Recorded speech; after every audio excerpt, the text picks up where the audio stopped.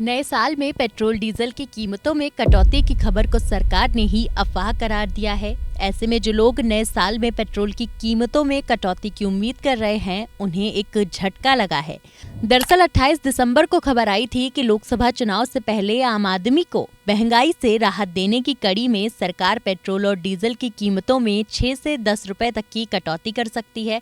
इसको लेकर सरकार की तेल कंपनियों से बात चल रही है, लेकिन अब केंद्रीय मंत्री हरदीप सिंह पुरी ने इस खबर पर विराम लगा दिया है। पेट्रोलियम मंत्री हरदीप सिंह पुरी ने आज प्रेस कॉन्फ्रेंस कर बयान दिया है। आइए आपको सुनवाते हैं कि इन तमाम अटकलों पर उन्होंने क्या कुछ कहा है। आप you started the first press conference of the year by asking a question, so I don't know, that's an upper. I think what should be in our mind is that we led a very stable, positive, forward-looking, and a situation where everything is available and at affordable. I said that this is the only country in the world where prices have come down. Now, if you're wishful thinking, aage aayenge, pray to God that there's no turbulence, things are normal. So appeal to their goodwill then, but that's not something the government goes and tells them to do. Tell me, I only deal with the thing, and as I mentioned, Prime Minister already reduced central excise duty on 2 occasions, November 21 and May 22. Second issue is that BJP states did it, some states didn't. But BJP has come there also, so I'm sure there will be some relief. I'm not making a statement there, but I saw cylinder prices going down.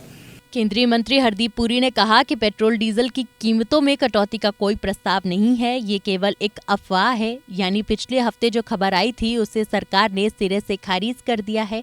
Hardeep Singh Puri के इस बयान के बाद तेल कंपनियों के शेयरों में अचानक तेजी देखी गई, क्योंकि कहा जा रहा था कि अगर तेल की कीमतों में कटौती होती है तो सरकार और तेल कंपनियों के बीच ये एक समझौते के तहत होगा और कटौती की भरपाई 50-50 के फॉर्मूले के तहत होगी। लेकिन अब हरदीप सिंह पुरी का कहना है कि ईंधन की कीमतों में कटौती को लेकर तेल कंपनियों के साथ कोई चर्चा नहीं हुई है। सरकार के पास ऐसा कोई प्रस्ताव नहीं है।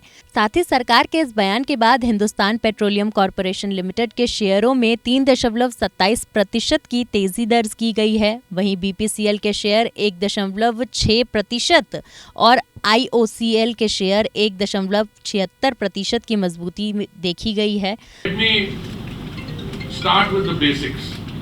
मोदी जी का जो भारत है, it is the only country in the world जहां पे in spite of all the difficulties that have been there on the global front, prices of energy at the retail point has actually come down. ये parliament में भी सवाल हुआ इस चीज पे, मैंने वहां पे भी जवाब दिया है। अभी हमारे जो दक्षिण एशिया के आसपास के हमारे जो पड़ोसी 2 देश हैं, वहां पे कहीं 40% बढ़ा है, कहीं 80% पेट्रोल और डीजल के दाम बढ़े हैं। If you look at the western industrialised world, वहां पे भी prices have gone up. I have given country wise listing, here prices have actually come down. Why have we been able to do it? I think very far sighted and visionary leadership. बता दें कि मई 2022 से petrol और diesel के दाम में कोई बदलाव नहीं किया गया है। आखिरी बार केंद्र सरकार ने उत्पाद शुल्क में कटौती की थी। साथ ही केंद्रीय मंत्री हरदीप सिंह पुरी ने ये भी कहा कि दक्षिण एशिया के पास हमारे जो पड़ोसी देश हैं, वहां पर भी 40 से 80% डीजल के दाम बढ़े हैं। यदि आप पश्चिमी औद्योगिक क्षेत्र को देखें तो वहां कीमतें बढ़ी हैं, लेकिन यहाँ कीमतें कम हो गई हैं। दूरदर्शी एवं दूरदर्शी नेतृत्व के कारण हम ऐसा कर पा रहे हैं। केंद्रीय उत्पाद शुल्क में कटौती 2 मौकों पर की गई, नवंबर 2021 और मई 2022, और हमने इसे 2023 में लागू किया। और इस तरीके से उन्होंने अपनी सरकार का बखान किया, साथ ही तमाम खबरों को सिरे से खारिज कर दिया।